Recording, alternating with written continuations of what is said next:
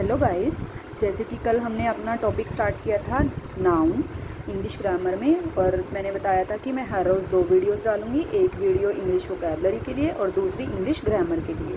तो हमारी first video आज मैंने मॉर्निंग में डाल दी थी इंग्लिश वोकैबलरी की, जिसमें हम सीखते हैं कि फ़नी ट्रिक्स क्या क्या यूज़ हो सकती हैं किसी भी इंग्लिश वर्ड्स को मीनिंग लर्न करने के लिए। और सेकंड वीडियो में जैसे कि मैंने बोला था कि हम इंग्लिश ग्रामर सीखेंगे। तो हमने कल नाउन अपना टॉपिक स्टार्ट किया था।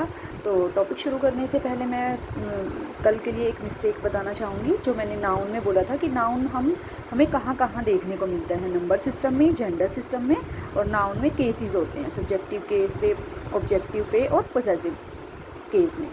तो मैंने ये गलती से यहाँ पर गलत बता दिया है। ये जो मैंने एग्जांपल दिया था स्टूडेंट का, ये न्यूटर जेंडर नहीं है, ये कॉमन जेंडर है, कॉमन में आता है। मतलब हम लोग हमेशा जेंडर सुनते हैं मैस्कुलाइन, फेमिनाइन, थर्ड टाइप होगी कॉमन जेंडर। कॉमन जेंडर मतलब कॉमन रहेगा।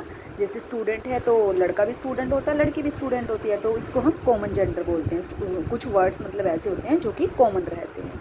जैसे डॉक्टर है तो चाहे लेडी डॉक्टर हो चाहे जेंट्स डॉक्टर हो, वो डॉक्टर ही कहलाता है। लॉयर है, चाहे लेडी हो चाहे जेंट्स हो, वो लॉयर ही रहेगा, है ना। तो यहाँ पर ये मिस्टेक करेक्ट कर लेना। और इसमें एक फोर्थ टाइप का और जोड़ लो, न्यूटर जेंडर। न्यूटर जेंडर और न्यूटर जेंडर जिसको हम डिनोट करते हैं इट से।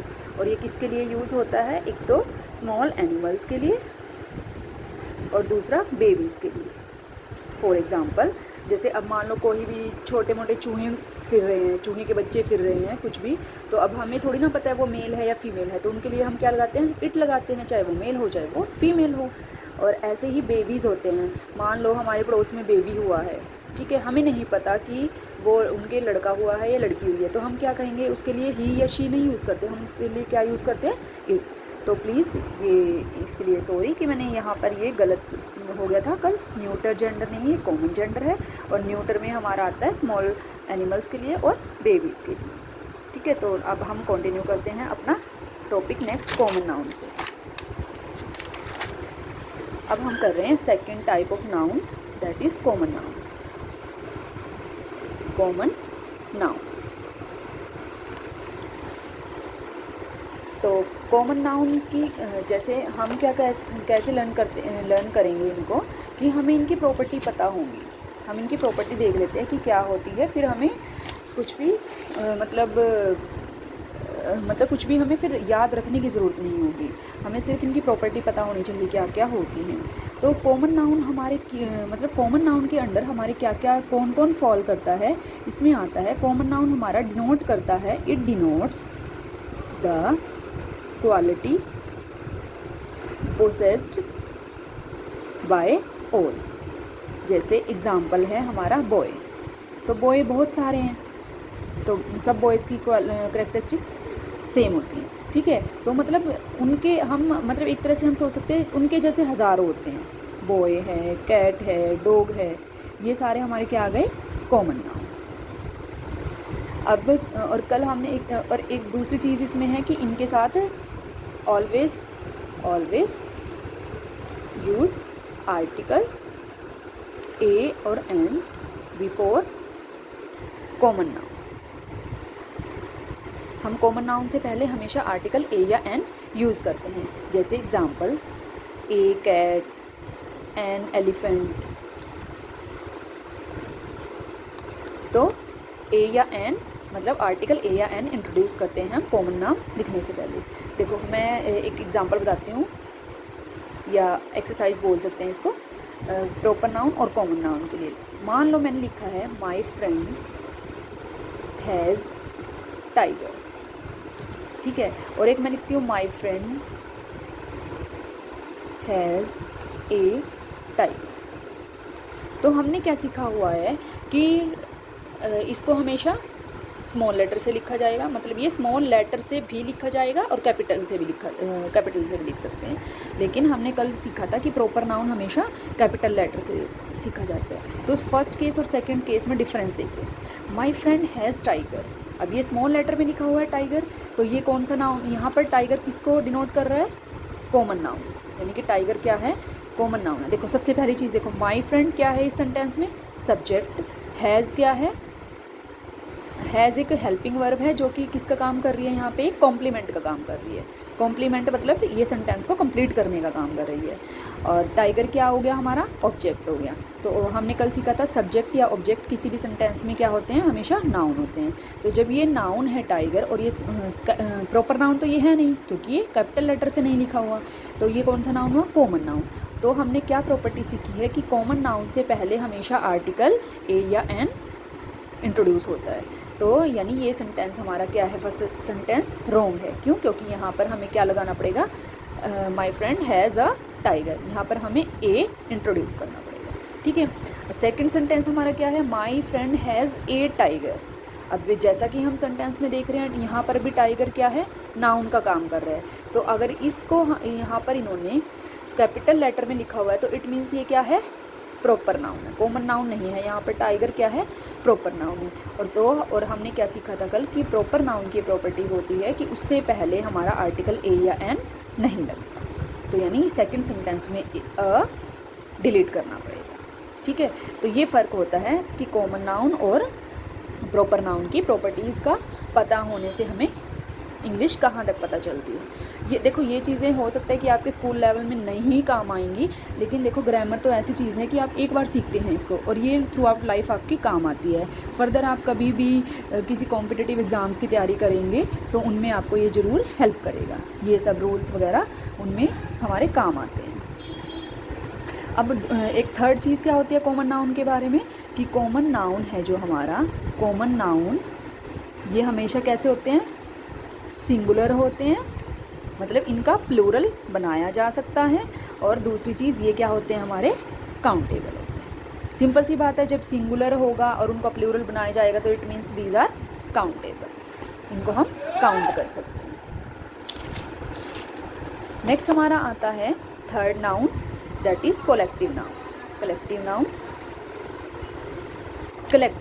कलेक्टिव वर्ड ही किससे बना हुआ है, हमारा कलेक्शन से। और कलेक्शन का मतलब क्या होता है, कुछ जोड़ दिया, ग्रुप बना लिया। ठीक है।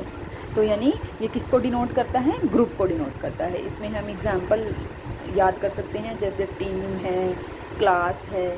बहुत सारे प्लेयर्स का ग्रुप क्या हो गया, टीम हो गई। बहुत सारे स्टूडेंट का ग्रुप क्या हो गया, क्लास हो गई। जूरी है, जूरी क्या होता है, बहुत सारे वकीलों का ग्रुप। बुके है, जो बहुत सारे फ्लावर्स इकट्ठे लेके बुके बोलते हैं, बुके हो गया। तो ये सारे हमारे कलेक्टिव नाउन है। और इनकी क्या खास बात होती है कि इनके साथ वर्ब हमेशा सिंगुलर वर्ब यूज़ होती है, इनके बाद हमेशा वर्ब सिंगुलर लगती है। जैसे team has won the match, example. क्यों, क्योंकि हैज़ और हैव ये वर्ब्स हैं, हेल्पिंग वर्ब्स। हैज़ क्या होती है हमारी, सिंगुलर, और हैव क्या होता है, प्लूरल। तो टीम हमने देखा कि कलेक्टिव नाउन होता है, तो इसके लिए इसके साथ क्या लगती है, सिंगुलर वर्ब लगती है। ठीक है।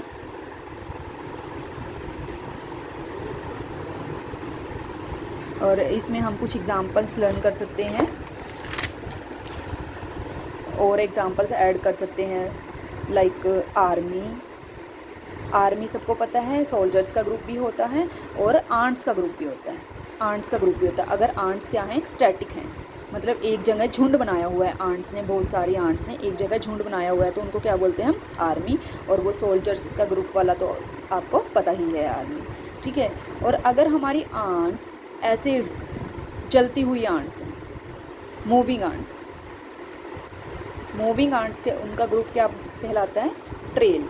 देखो आसान भी है लर्न करना, ट्रेन तो हमेशा बहुत सारे डिब्बे चलती रहेगी, तो आंट्स का ग्रुप भी क्या हो गया, ट्रेन। और एग्जांपल हम इनमें याद कर सकते हैं, कीवर क्या होता है, एरोज़ का बंडल, जिसे हम तरकश बोलते हैं। जैसे श्री राम जी के ऐसे कंधे पे बहुत सारे एरोज़ का जो ग्रुप लगा होता है उसको क्या बोलते हैं, क्यूवर। नेक्स्ट हो जाता है हमारा वोली, मतलब ये भी सेम है, इसमें भी एरोज़ भी आ सकता है, बुलेट भी आ सकता है, स्टोन्स भी आ सकता है, तो ये सब इसमें आ सकते हैं। लेकिन कौन से वाले, जो चला दिए वाले, मतलब जब बहुत सारे तीर मूविंग एक्शन में हैं तो उनको हम क्या बोलते हैं, वॉली। लेकिन अगर सिर्फ बंडल कंधे पे टांगा हुआ है तो वो क्या होता है, क्यूअर। तो इसमें कलेक्टिव नाउन में हमेशा थोड़ा बहुत डिफरेंस यही होता है, एक स्टैटिक का अलग कलेक्शन होता है और मूविंग का अलग कलेक्शन होता है। ठीक है, फिर एक चीज़ और आ जाती है हमारी गैलेक्सी। अब सबको पता है गैलेक्सी क्या होता है, हमारा स्टार्स होते हैं जो कि यूनिवर्स के स्टार्स हैं। यूनिवर्स में जितने स्टार्स हैं उनको क्या बोलते हैं, गैलेक्सी। लेकिन एक चीज़ और हमने सीखी हुई है, एक पर्टिकुलर ग्रुप है स्टार का। जैसे हमने सुना हुआ है कि 7 स्टार्स मिलके क्या बना लेते हैं, सप्तऋषि जिसे हम बोलते हैं। तो यानी एक पर्टिकुलर ग्रुप हो गया और उसका नेम हो गया कोई सप्तऋषि। तो ऐसे स्टार्स के ग्रुप को हम क्या बोलते हैं, कॉन्स्टिलेशन।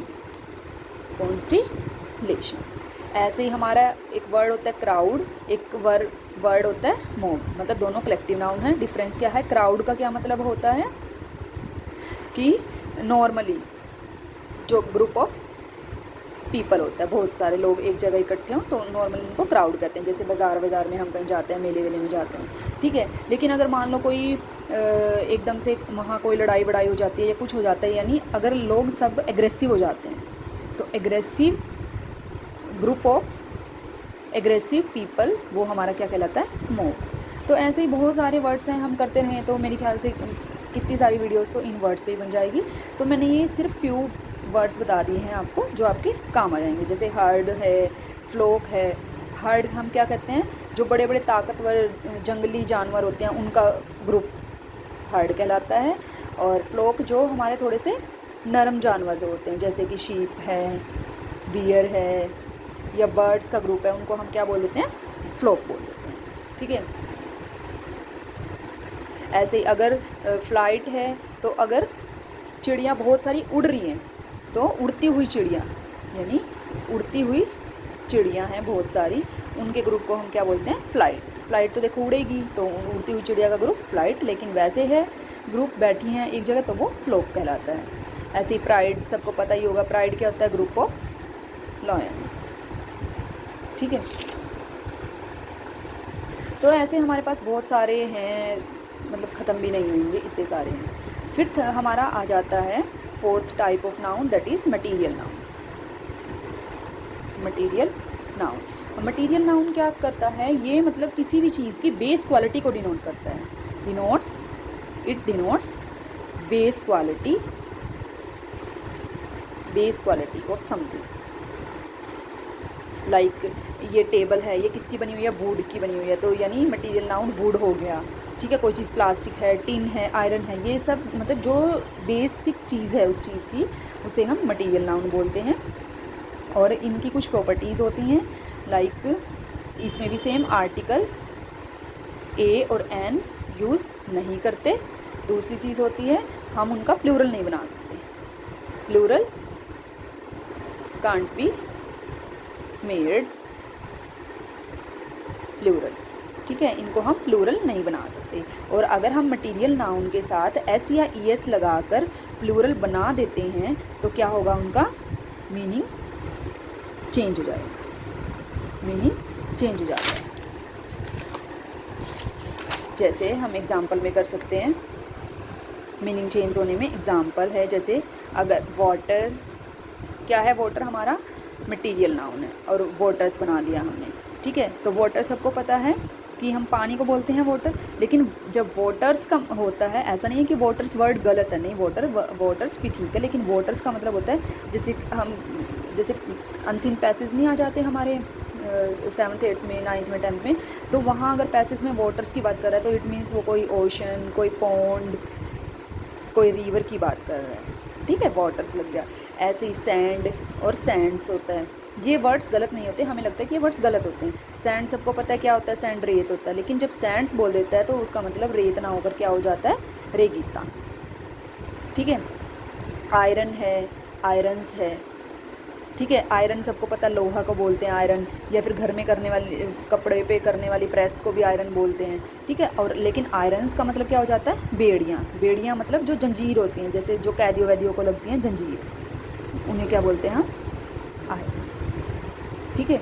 तो मतलब मटीरियल नाउन के साथ अगर हम एस या ई एस लगा देते हैं तो उनका मीनिंग बिल्कुल ही चेंज हो जाता है। ठीक है। लास्ट हमारा है 5th abstract noun. Abstract noun.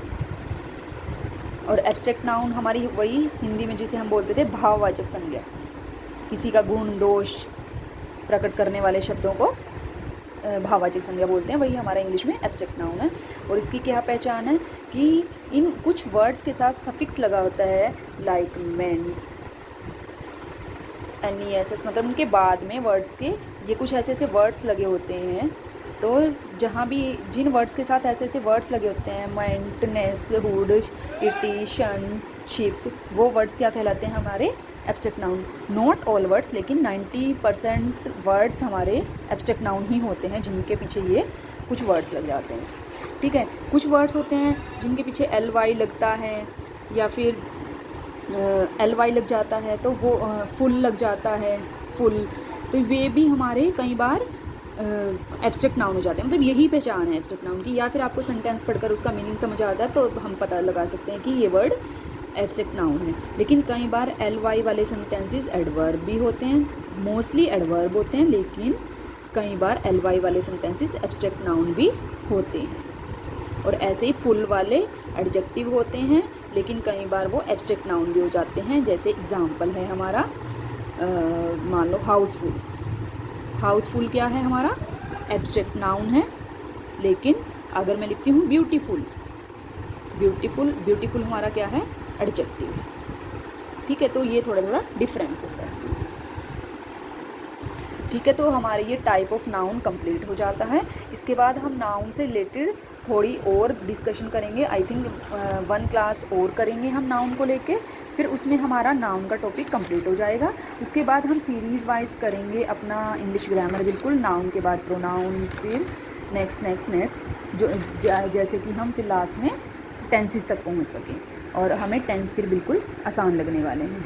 तो आई होप कि आपको मेरी वीडियो अच्छी लग रही है। और अगर आपने अभी तक मेरा चैनल सब्सक्राइब नहीं किया तो प्लीज़ मेरे चैनल को सब्सक्राइब करें, लाइक करें, शेयर करें, और प्लीज़ मुझे कमेंट करके ज़रूर बताएं कि मुझे क्या इम्प्रूव करना है, क्या मॉडिफिकेशन करनी है, कुछ भी ऐड करना हो तो प्लीज़ मुझे सजेस्ट ज़रूर करें। Thank you so much.